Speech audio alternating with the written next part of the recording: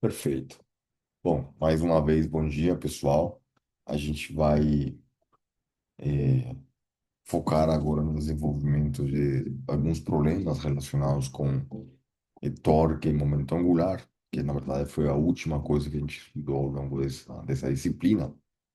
E eu trouxe alguns exemplos que eu acho que poderiam ser interessantes para vocês, principalmente para aprimorar os conceitos que a gente estudou, né? Dentro dessa história, a gente tem que lembrar que há várias coisas importantes relacionadas com essa teoria. A principal que eu acho que vale a pena a gente relembrar, né, são as condições de equilíbrio, ok? Essas condições de equilíbrio que a gente estudou na disciplina, eh, tem várias, eu diria, categorias, né, se a gente puder classificar dessa forma. Essas condições de equilíbrio, né,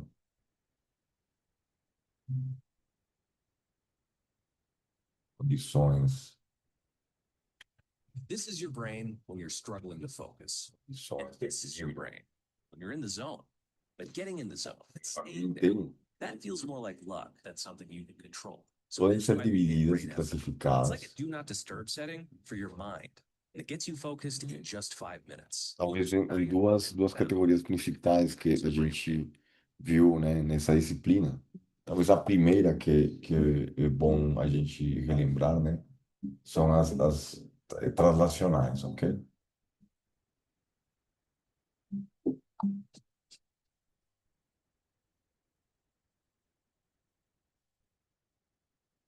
Dentro dessas translacionais, né, nós temos, veja, basicamente que a somatória de forças, ok, que age em um objeto ou um conjunto de objetos tem que ser igual, claro, a massa vezes a aceleração.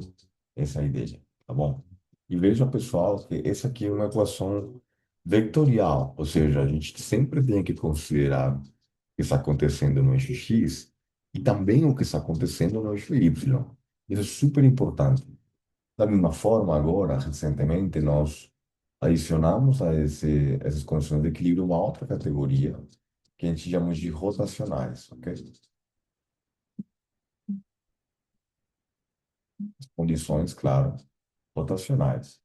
E dentro dessas condições rotacionais, a gente já não fala mais de força em si, vamos dizer, o torque, né, que seria tipo, de fato, a força efetiva que vai gerar, né, um movimento rotacional em um objeto específico, ok? Ou, claro, um conjunto de objetos. E nós comentamos que da mesma forma que esse termo é igual a massa vezes aceleração no caso das condições de equilíbrio translacionais, agora no caso rotacional vai ser claro uma massa ou momento de inércia que a gente poderia pensar que é quanto aquele objeto ou conjunto de objetos faz oposição, né, a um movimento rotacional. A gente poderia pensar que de fato é como se fosse uma massa rotacional, ou seja, um momento de inércia, né? E certamente a gente vai ter que multiplicar aqui, claro, por uma aceleração, só que nesse caso de movimento rotacional, essa aceleração recebe o nome de aceleração angular, né? Ou aceleração rotacional, se vocês preferem. E esse aqui, gente, vai ser o nosso cavalo de batalha para a gente conseguir, né, entender e resolver os problemas dentro do contexto dessa última parte da disciplina. Junto com essas condições de equilíbrio, nós também aprendemos que há uma forma talvez mais esperta de representar essas condições de equilíbrio, que vão ser em termos, né, do momento angular ou momento linear, né?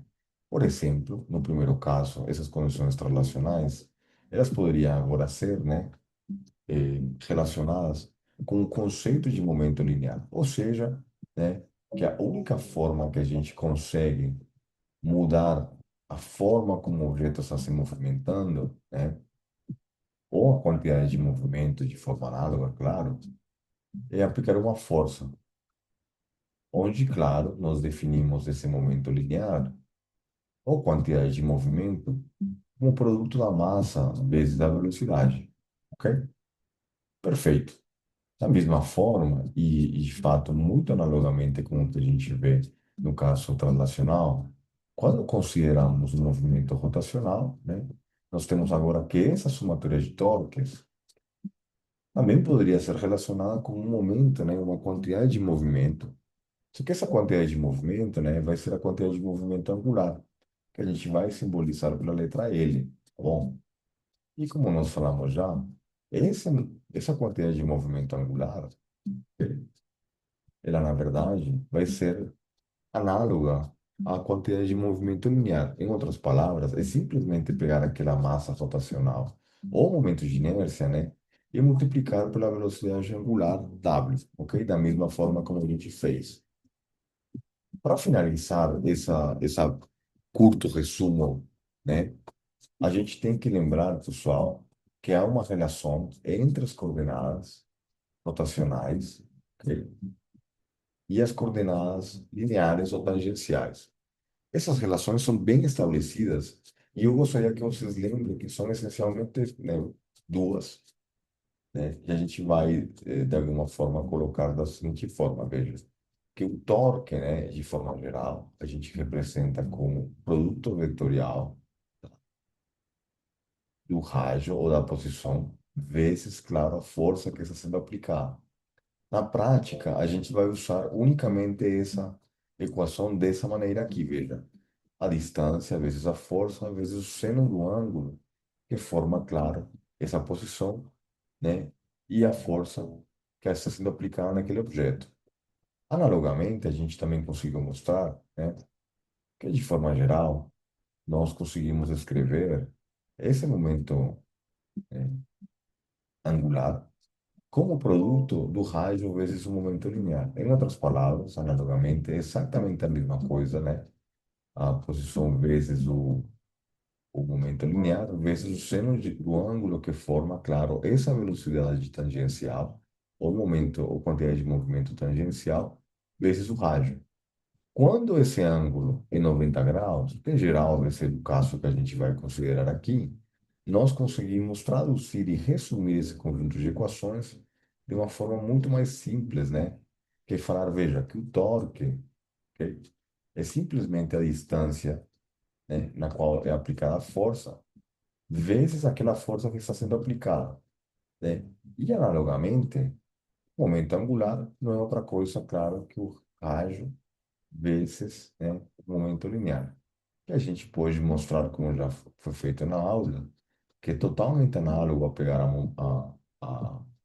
aquele momento de inércia e multiplicar, né, pela velocidade angular. Muito bem, esse aqui é o resumo, e esse vai ser o conjunto de equações que a gente vai ter que usar nesse processo, nesse tipo de exercícios. Eu vou chamar esse aqui, né, da equação um, por exemplo, né? Esse aqui é a equação 2. Tá? A gente vai ter que lembrar que nós usamos uma forma muito sucinta e simples para esse torque e momento angular, né? Que, por exemplo, poderia ser escrito ou descrito, claro, em termos do que a gente vai chamar de equação 3. Muito bem. Então, agora a gente está pronto, pessoal, para fazer alguns exercícios, alguns exemplos. Principalmente, a gente vai focar no uso dessas equações que aparecem aí, tá bom? E, claro, para, de alguma forma, a gente conseguir para olhar melhor, eu vou tentar aqui, pessoal, dividir a tela, né, em três partes, né, de forma, claro, que a gente consiga, né, distribuir Tudo que você os precisa nossos para se exercícios apoiar aqui. de Eu forma espero que ilimitada. Sim, seja não vou te pagar. suficiente para a gente Usar o Drake conseguir, Multimeter é tão tá, simples que virou um kit trabalhar, de instalação né, de forma automático. Você completa pode usar a aqui melhor cada ferramenta de um deles. automação IA do mundo Muito bem. sem se O preocupar primeiro sem exercício ser que eu gostaria de fazer Eu usei é o exercício, gente, se que você nós planejar já inovação. iniciamos na aula, só que a gente não terminou, ok? E nós temos várias partes desse problema, desse exercício, ok? Por exemplo, eu vou só lembrar aqui a forma e o que a gente espera dele, né? O que que está pedindo. Bem, é mais ou menos o seguinte. Pensa em gente que nós temos, por exemplo, uma polea, como que se diz? Se diz polia? É isso? Polia, polia, Ok. professor. É, polia. Nós temos, por exemplo, uma polia aqui, tá? Essa polia, por exemplo, ela tem uma certa espessura, né? Que a gente vai agora desconsiderar. E, claro, vinculado a essa polia, a gente vai ter um objeto pendurado, ok? Nesse caso, esse objeto que a gente vai colocar vai ser uma massa, né, arbitrária aqui, né? Por exemplo, a gente vai representar essa massa com um pequeno bloco, né, aqui na parte inferior. Bom, a ideia, claro, é que o próprio peso desse bloco aqui, gente, e na verdade a gente vai se representar aqui como uma setinha aqui para baixo, né? Esse próprio peso vai fazer essa polia girar. E certamente ela poderia girar em torno de diferentes eixos, né? Mas o mais comum que a gente vai ver ao longo desses exercícios é que ela vai girar, né, em torno de um eixo central, né, que passa, né, por essa polia aqui, né? A ideia, claro, é que esse eixo central, por exemplo, permita a gente, permita a gente entender em relação a qual exatamente eixo rotaciona e, portanto, claro, como definir o momento de inércia nesse tipo de casos. Essa é a ideia de forma geral, gente, tá bom? Muito bem. Então, veja, o exercício, ele diz, olha, tem agora essa polia lá com eh, um certo raio, né?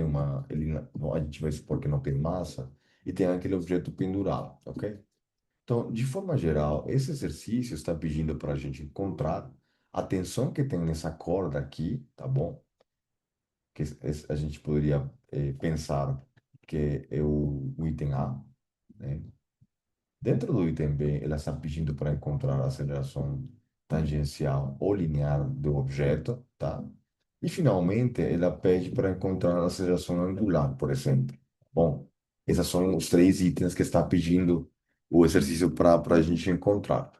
Como que a gente vai encarar esse tipo de problemas? Bom, de forma geral, pessoal, a ideia é que sempre que a gente quer resolver esse tipo de problemas, nós vamos primeiro, né, a ter que nos perguntar se o objeto ele está em equilíbrio ou fora do equilíbrio. Nesse caso específico, como a gente já poderia antecipar, o movimento daquela massa vermelha, né, vai induzir, claro, um giro dentro da polia e, portanto, né, a gente não está em condições de equilíbrio. O que que significa isso de forma geral? Bom, veja bem, se a gente pensa nessa estrutura, né, eh, e pensamos nas condições de equilíbrio dela, já a gente tem diretamente as equações que nós temos que usar, tá, para conseguir descrever esse problema. Por quê? Baseado nas condições de equilíbrio, nós sabemos, né, gente, que temos que considerar a somatória de forças e certamente também a somatória de torques.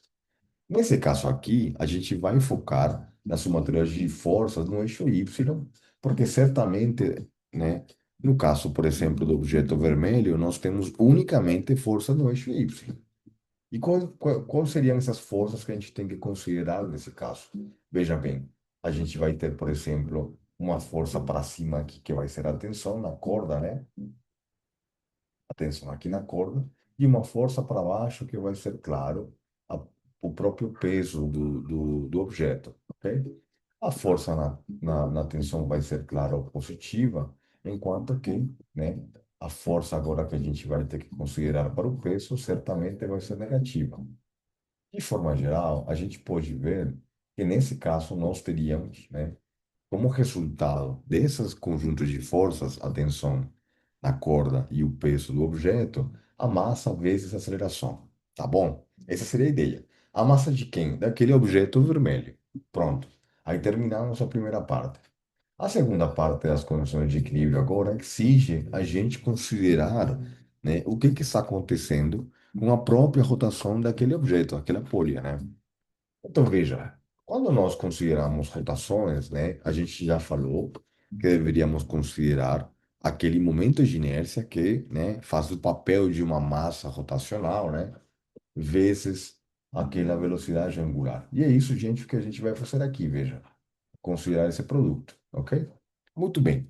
Só que, pensando de forma geral, nós teríamos que né, a gente tentar refletir quais são aquelas forças que estão gerando torque nesse tipo de objetos. Se a gente vê com paciência, né, a única força que está sendo aplicada naquele objeto que pode rotacionar é a tensão da corda. Então, veja. Como a gente já falou, né, de forma geral, nós vamos tentar, pessoal, conseguir calcular, né, aquelas tensões, desculpa, aqueles torques, usando unicamente a força vezes, né, o raio ou a distância na qual a força é aplicada em relação ao eixo de rotação. Em outras palavras, a gente vai ter que, gente, né, pegar aqui a força, que nesse caso seria T, a força aplicada, né, vezes a distância a qual essa força está sendo aplicada. Ou seja, veja, seria T aqui para baixo, né? Essa até aqui para baixo, a tensão na corda, vezes a distância que está sendo aplicada, ou seja, o próprio raio do objeto. E agora sim, o resultado desse torque em conjunto, né, vai ser, claro, o produto, né, do momento de inércia, vezes, claro, a velocidade angular. Agora, a gente tem que ter cuidado aqui com o sinal, né, dessas acelerações, porque veja, se o objeto está girando no mesmo sentido, desculpa, no sentido contrário, né, do relógio, a gente vai supor, claro, que o torque que está sendo induzido é positivo e, portanto, claro, a aceleração, né, do objeto também tem que ser positiva, aquela aceleração angular. No caso do objeto vermelho, a gente tem que ver, pessoal, que pelo fato dele estar indo para baixo, né, por nossa convenção ao longo da disciplina, que a aceleração que a gente vai considerar aqui, de fato, é uma aceleração negativa, não é? A gente já fez isso várias vezes. Então, nós temos que colocar aqui menos o produto da massa vezes a aceleração, ok? Perfeito.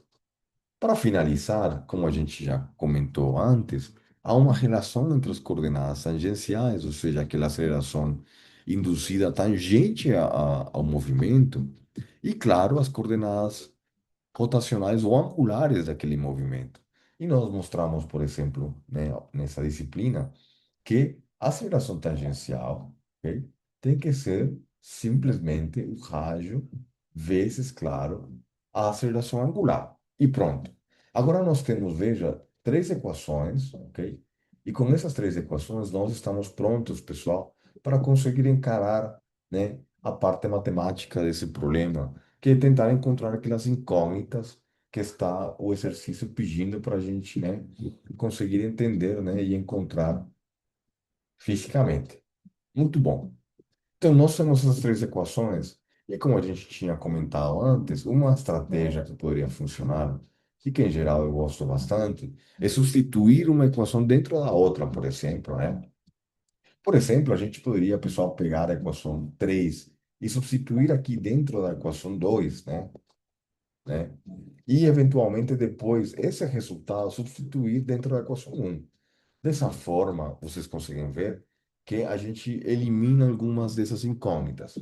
Especificamente, se nós vemos esse problema com paciência, a gente vê que temos três incógnitas. Veja bem, aqui a tensão, tá? A gente também tem dentro dessas incógnitas, além da tensão aqui, temos também a aceleração, né? Tangencial e a gente também tem, claro, a aceleração angular. Então, nós temos de alguma forma que conseguir isolar uma dessas variáveis, a gente ficar com uma única variável dentro do nosso desenvolvimento, tá? Para conseguir, gente, né, encontrar esse termo. Veja, se nós introduzimos a equação 3 na equação 2 a gente tira dessa equação 2 por exemplo, né, a velocidade angular. Vamos a fazer isso, tá bom? Então, a gente vai substituir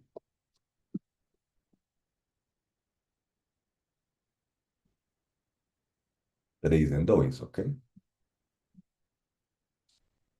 E se a gente faz isso, veja, o que a gente obtém no final das contas é que a tensão, né, vezes o rádio, vai ser exatamente igual ao momento angular, desculpa, ao momento de inércia, vezes A, desculpa, vezes alfa, ok? Mas o que que seria esse alfa aqui, essa velocidade angular? Vai ser, claro, A dividido por L, ok? Em outras palavras, ao invés de escrever aqui a velocidade angular, a gente vai escrever aqui A dividido por E. É isso aí. Pronto. Claro, vocês poderiam simplificar essa equação de uma forma mais esperta, isolando A, né? A gente vê que devemos passar esse R que está aqui no denominador ao outro lado, multiplicar. A gente vai ficar aqui agora com o numerador, que vai ser T vezes R de novo, ou seja, R quadrado, dividido, claro, agora por esse I que ele está, gente, no numerador, e ele vai passar do outro lado, né, ao denominador daquele termo algébrico, né? Ou seja, a gente vai obter finalmente essa expressão aqui. Muito bem, ótimo. Agora, uma vez a gente conseguiu fazer isso, né? Nós temos uma expressão pronta para a aceleração, tá? E claro, nós temos também uma equação um que contém também a aceleração. Ou seja, a gente poderia agora, veja, substituir o resultado da equação 2, né? Dentro dessa equação um, né? Então, podemos, né, usar essa equação que a gente obteve, que eu vou chamar de 2 linha, né, em equação um. E se a gente faz isso, veja, o que a gente vai obter é o seguinte: a equação um continua sendo a mesma, T menos mg, claro, igual a menos a massa vezes a aceleração. Mas a gente já sabe como que seria aquela aceleração, ou seja, T vezes r quadrado, né, dividido entre o momento de inércia. Pronto. Agora veja, se a gente faz isso, né, certamente nós temos dois termos algébricos que contêm a tensão aqui. Só que a gente já conseguiu eliminar a aceleração linear, né, e a aceleração angular. Não tem mais esses tipos de acelerações dentro dessa nova equação, de forma que a gente é capaz, né, de trabalhar unicamente com o processo de isolar aquela T, tá bom? Muito bem, isso que a gente vai fazer. A primeira coisa que nós precisamos é colocar tudo aquilo que contém T dentro do mesmo lado, né, das equações. Então, eu vou fazer o seguinte: eu vou passar esse termo aqui, né, que nós temos do lado direito para a esquerda, e esse termo aqui que nós temos do lado esquerdo para a direita. Como que fica isso, então? Vai ficar assim, veja, T, tá bom? Mais mtr quadrado, ok? Dividido por i, igual, claro, se a gente passa esse cara para cá, ele passa com sinal contrário e vai ficar assim, veja, massa vezes gravidade, tá bom? Agora, o t já está dentro desses dois termos algébricos. A gente consegue, né, evidenciar ele como fator comum desses dois termos e vai ficar assim, veja, um mais massa vezes r quadrado dividido, né, pelo momento de inércia desses dois, né, desculpa, dessa pulha que a gente está considerando aí. Do lado direito, a gente vai ter de novo massa vezes gravidade. Muito bem. Então, veja, pessoal, se nós considerarmos essa estratégia, já conseguimos, né, isolar T, tá? Porque certamente basta a gente passar tudo aquilo que está multiplicando t, ou seja, esse termo aqui, tá bom? Para o denominador do lado direito. Ou seja, a gente consegue agora escrever aqui, veja, um mais massa vezes r quadrado, ok? Dividido, claro, pelo momento de inércia. E pronto. Conseguimos encontrar o nosso primeiro resultado aqui, né? Relacionado, claro, com a tensão dentro dessa corda, tá bom? Então, ótimo, a gente conseguiu fazer a primeira parte.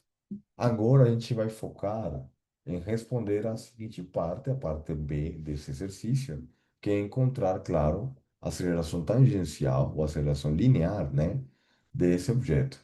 Para a gente conseguir encontrar a aceleração, né, nós deveríamos olhar as equações que a gente já tem, ok? Identificando uma na qual a gente consiga usar, né, para isolar a aceleração. Mas veja, curiosamente, nós já temos, gente, veja que loucura, uma equação pronta, né, para a gente conseguir calcular a aceleração. Então, a gente consegue usar diretamente essa equação aqui e pronto, veja, a aceleração vai ser o quê? Vai ser, claro, t ok? Vezes R quadrado, dividido por I, né? E pronto. Agora, nós já encontramos qual seria a forma desse t. Então, nós conseguimos simplesmente substituir t, né? Então, ao invés da gente escrever o valor de t, né, a gente vai escrever a equivalência desse t, né? Escrevendo, claro, a gente veja tudo aquilo que a gente já tinha encontrado, né? Para identificar né, e encontrar t, ok? Pronto. Agora, o que fica do lado direito aqui acompanhando essa expressão, vai ser, claro, r quadrado dividido por i. Ok? Certamente, vocês poderiam simplificar um pouco as equações, se vocês gostam, né? Multiplicando o i aqui dentro, né, do denominador. E se a gente faz isso, o que a gente fica é o seguinte, veja. Massa vezes gravidade vezes r quadrado, tá bom? Dividido por i, tá bom? Mais r quadrado vezes i dividido por sua vez por i, ok? A gente vê que esse aí cancela, né? A gente consegue cortar, eliminar, e agora a aceleração vai ser escrita de uma forma muito linda, que vai ser unicamente massa, tá? Vezes gravidade, vezes r quadrado, ok? Dividido, claro, por i, né? Mais massa vezes, né? R quadrado. Ainda a gente consegue simplificar melhor, veja, eu vou inclusive simplificar mais um pouco, só para a gente conseguir fazer a conta de uma forma mais legal. E eu vou escrever assim, veja, massa vezes r quadrado, ok? Então, se a gente escrever isso, o que fica no numerador ainda é g, a gravidade, né?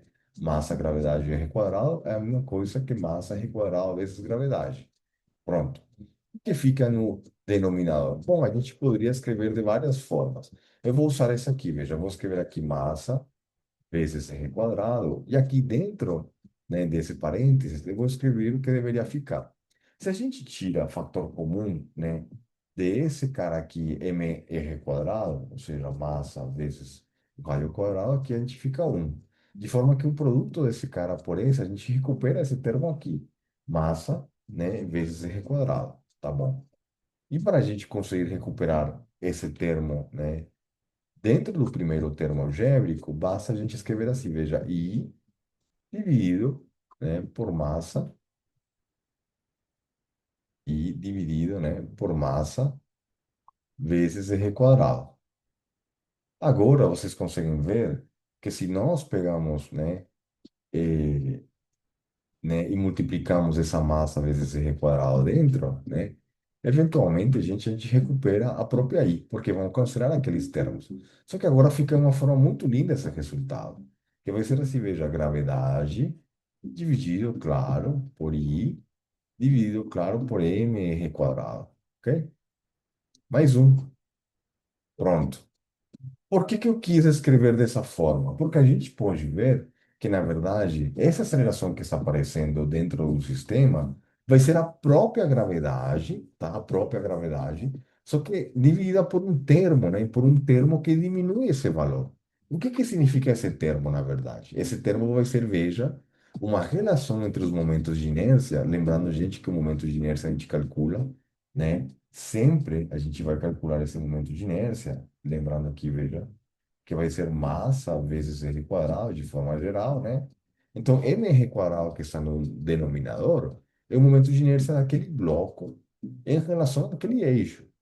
Claro, então a gente vai pegar, veja, o momento de inércia, né, do da polia, né, dividido pelo momento de inércia do bloco. Isso vai gerar um efeito, claro, dentro daquela gravidade, vai diminuir aquele valor, ok? Muito bem. Para terminar, pessoal, a gente consegue agora, por exemplo, trabalhar com o item C, ok?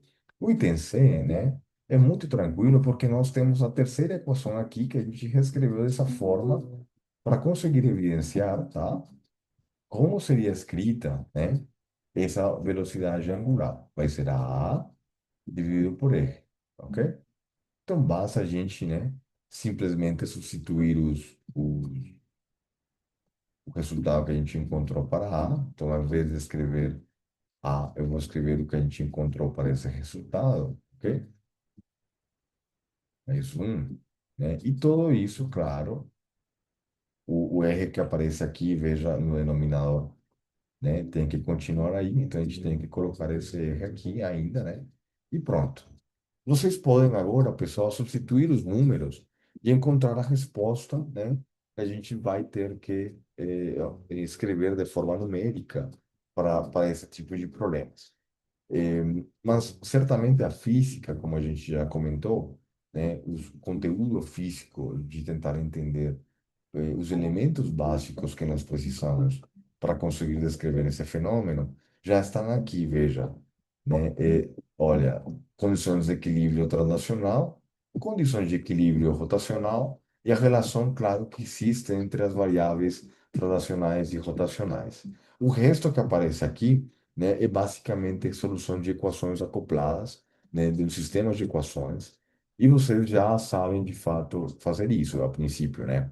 Certamente nós temos que treinar esse processo sempre para conseguir, né, aprimorar essas habilidades de saber trabalhar com esse conjunto de equações. Mas certamente, independentemente do processo que você siga, você vai encontrar uma resposta numérica válida. Em outras palavras, eu usei aqui igualação, né, ou substituição de uma incógnita dentro das equações, mas você poderia fazer outro tipo de processo e você vai encontrar esse mesmo resultado. Eu sugiro que vocês tentem fazer isso só para verificar que o resultado que vocês vão obter para a aceleração, né, eh, linear para aceleração angular e, claro, para a tensão, de fato corresponde com o que a gente encontrou aqui. Muito bem. Alguém tem alguma dúvida?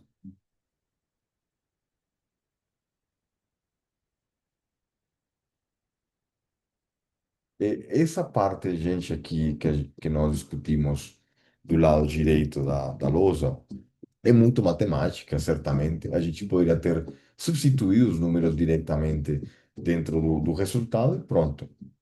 Mas eu acho muito interessante simplificar um pouquinho.